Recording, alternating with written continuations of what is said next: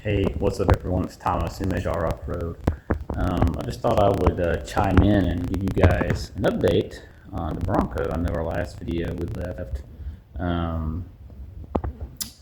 Nick and I started taking out the transmission. Well, the transmission did get removed. So here's just kind of an update of what we've got going on.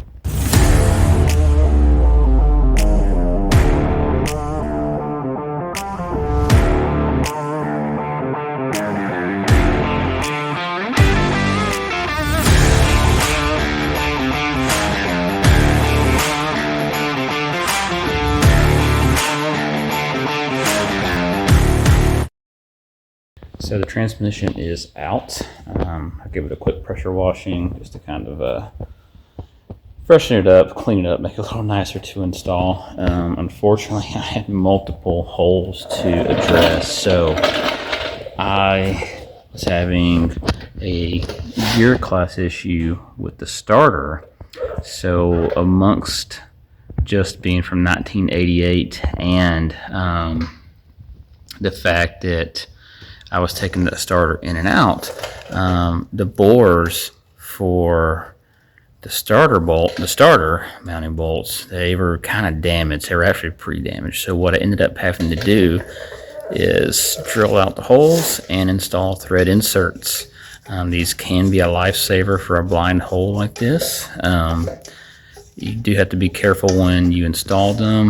You've got to drill it right. They come with a special tap. As you can see, this one turned out pretty good. There's actually two in there, but boy, it bolted up just fine. So that one really wasn't that big a deal. Now the bottom one, you see here, one thing is not like the other. You got an M10 by 1.5, and you got this is a 1/2 inch by 13. So because this hole was actually more damaged than the top one, I was unable to use the factory size bolt, so I had to oversize it. I ended up changing from a metric to standard, and now this one is a 1/2 inch by 13, and yeah, it's got a larger bolt. That's okay, as long as the starter bolts up and I can start this dinosaur of a vehicle. That's really all that matters. So amongst the starter, the mounting bolts needing some repair, the slave cylinder threads also need some repair. The casing of this transmission is aluminum, bolts are steel. I think most of us who have done any kind of automotive work, DIY, professional, whatever, know that sometimes those two don't mix. So I also had to install thread inserts in these two holes as well. But I did go ahead and replace the slave cylinder / throwout bearing on these vehicles. Like a lot of them, it's just one big assembly. So I did go ahead and capitalize and replace that. The only other thing on the transmission I might do prior to installing it, or I could do it while it's in, is replace the mounting gasket between the transmission case and the transfer case. Because as you can see at the time, I was on a time pinch, didn't have the correct gasket. It took me a while to actually find it. So we made the best of what we had. It actually worked out pretty good over the years. It does leak, but not bad. So debating on even changing it. I may just leave it alone because this can actually be serviced inside the vehicle without taking the transmission out. So we'll see what I decide on. Okay, I'm a little more comfortable now, and we're about to roll up under the vehicle. So safety glasses. Let's go. All right, so let's turn a little light on here. If you guys don't have a little light like this, I highly recommend it. This is the Streamlight version. I'm pretty sure there's all kind of knockoffs. Now there's snap-on versions. I had a snap-on one for a while. It finally died on me a while back. But yeah, these little cube lights have definitely come a long way. And this one's actually pretty cool. It can actually, if you don't like the intensity, you can have an LED, super bright, got a medium or low setting. Or if you don't like the LED and you want more of a natural light, you can hold it and change it to halogen, and it's the same thing. It's got 1, 2, 3 settings. So I thought that was pretty cool. But me, I typically go for the LED on the low setting. Saves the battery. So I have gone ahead and installed the new flywheel. I'll torque the spec. Good to go. Please, please, please fix my problem.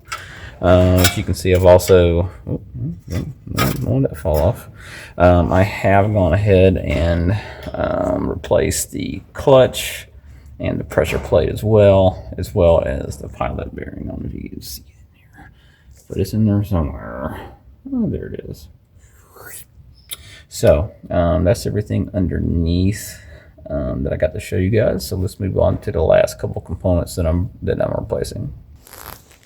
Okay, so this Bronco has had some exhaust issues ever since I bought it. I've pretty much just pieced it together over the years, but as you can see, on this last trip, the pipe right after my muffler here was hanging on by a thread. So I did cut that to finish it off, but it was actually pretty much done for. As you can see, all this hardware is super old and crusty, just from years of being in dirt, and just it's from 1988. You know, what would you expect?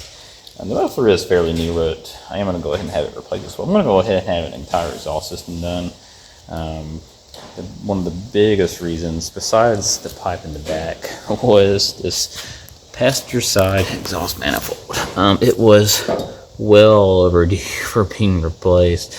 I just kind of put it off. I knew at one point I would do some heavier work, and I decided to put it off until then. But it had a pretty substantial leak. I mean, you can see that.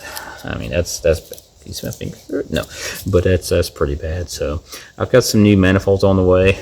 These are the original exhaust manifolds, so I can't fault them. They lasted a long time, again, since 1988. So, you know, I can't fault them too bad for that. But so I'm gonna replace the exhaust manifolds, and then I'll have it towed, or I'll tow it to exhaust shop there in Warner Robins, and have the exhaust done.